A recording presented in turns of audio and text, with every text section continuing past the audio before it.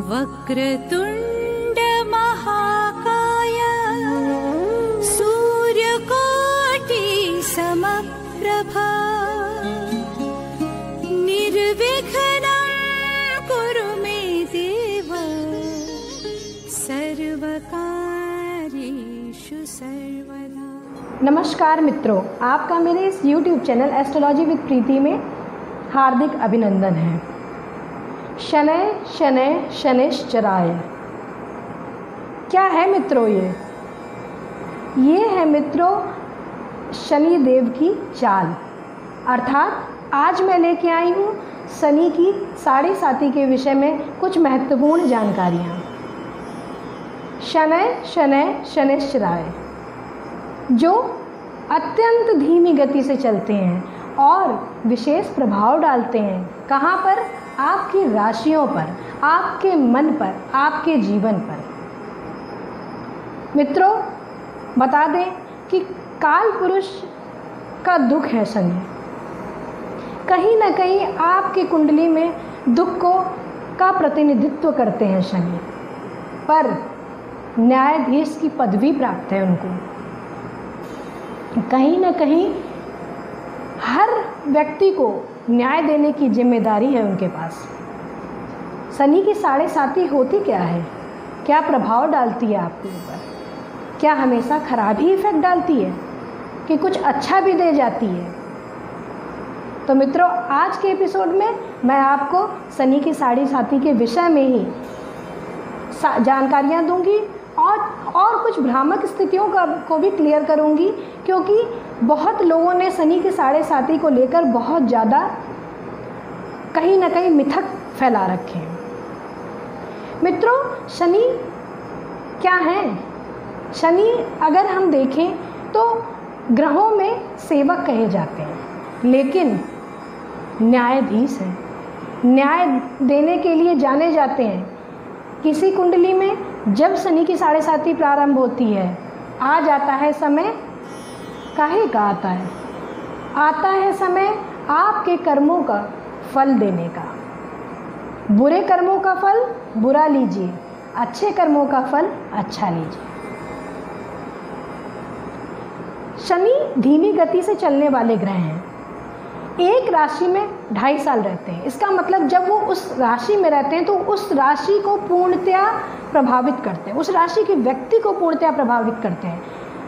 अच्छा है 2.5 साल में बना देंगे, खराब हैं तो 2.5 साल में आपको राजा से रंक कर देंगे।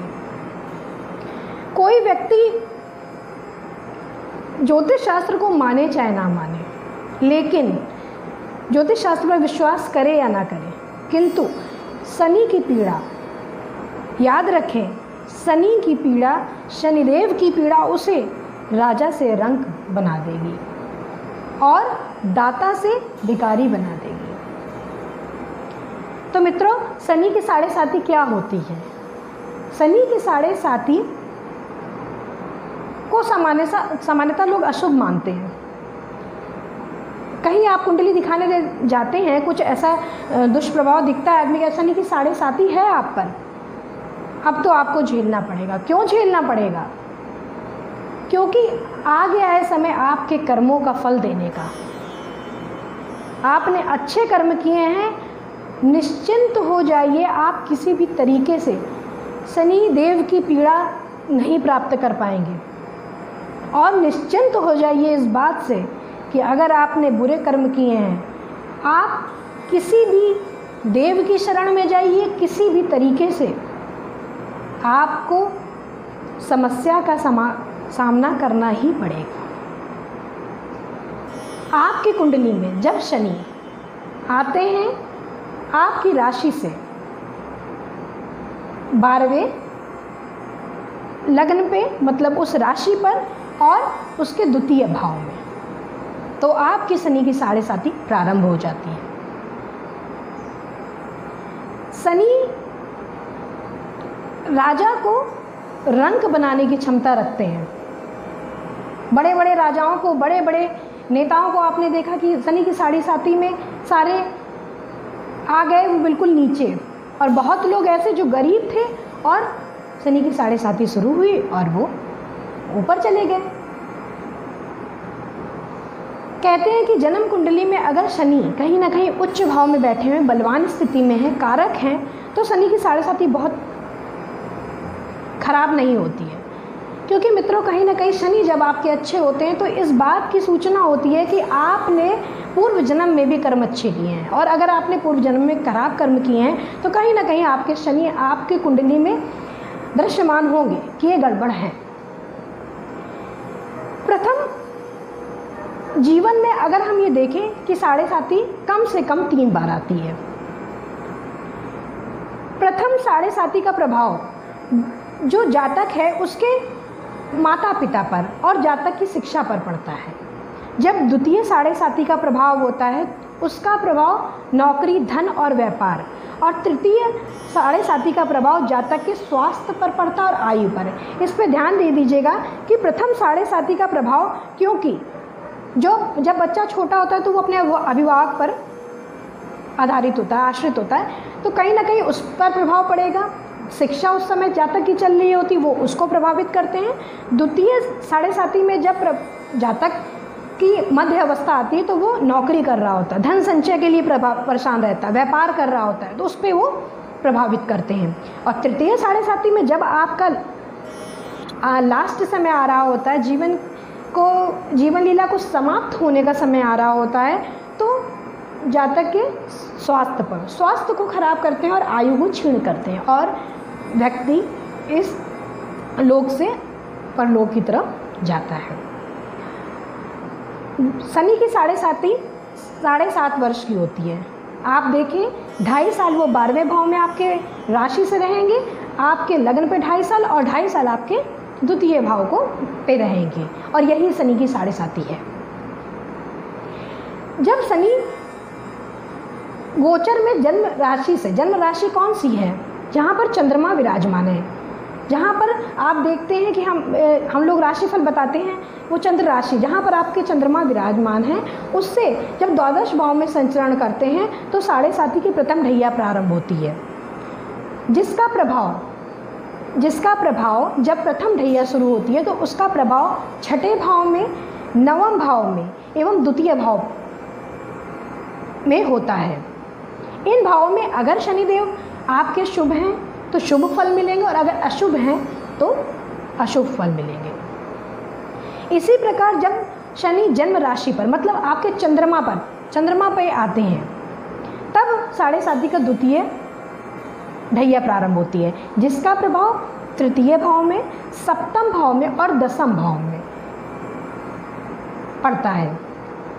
तृतीय भाव से व्यक्ति के भाई, बंधु, स्वदेश या थोड़े समय के लिए विदेश यात्रा को देखा जाता है। सप्तम भाव आपके साझेदारी, कहीं बिजनेस पार्टनरशिप है, कहीं पर शादीशुदा लोगों के लिए, और दसम व्यापार, नौकरी, धन का प्रतिनिधित्व करते हैं। और यदि जन्म कुंडली में शनि मजबूत स्थिति में है, बलवान शुभ ग्रहों से दृष्ट हैं, तो भाव संबंधित शुभ फल प्राप्त होते हैं, अन्यथा अशुभ फल।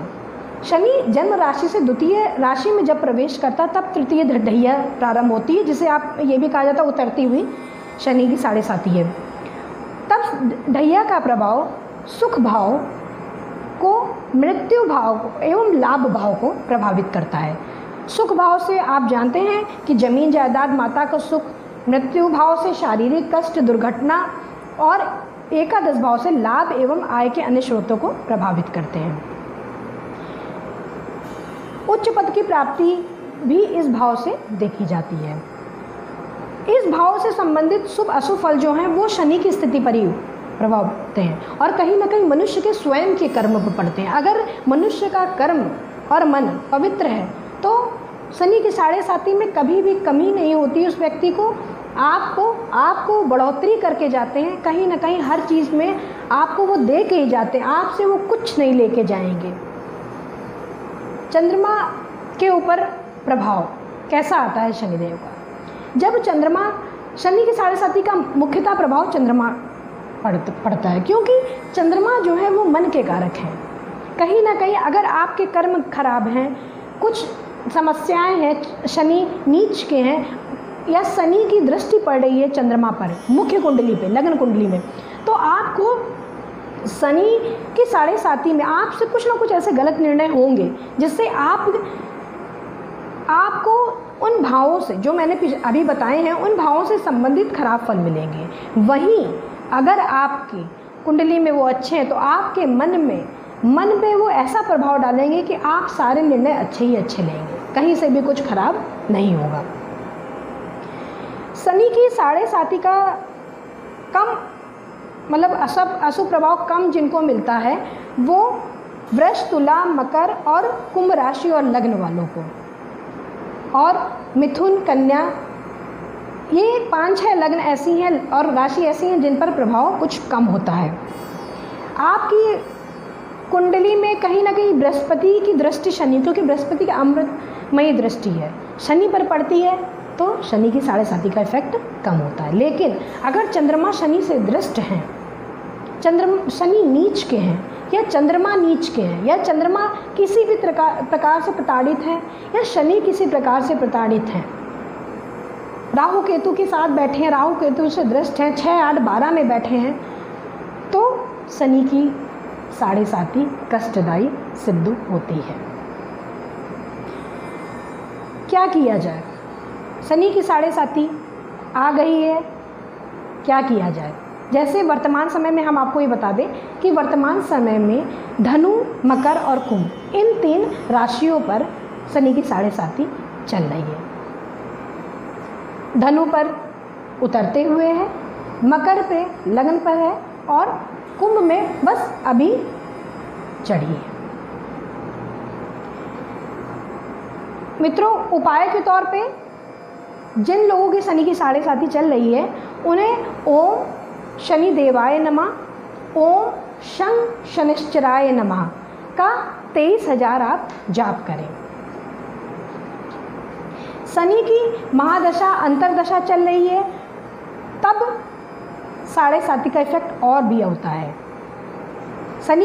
अगर शनि की राशि में लग्नेश, लाभेश, भाग्येश, सप्तमेश, धनेश का गोचर हो तब भी आपको 7.5 पीड़ित करेगी। आपके 7.5 के साथ ही शनि कहीं ना कहीं जब कंटक शनि होते हैं तो भी प्रभाव कर देते हैं।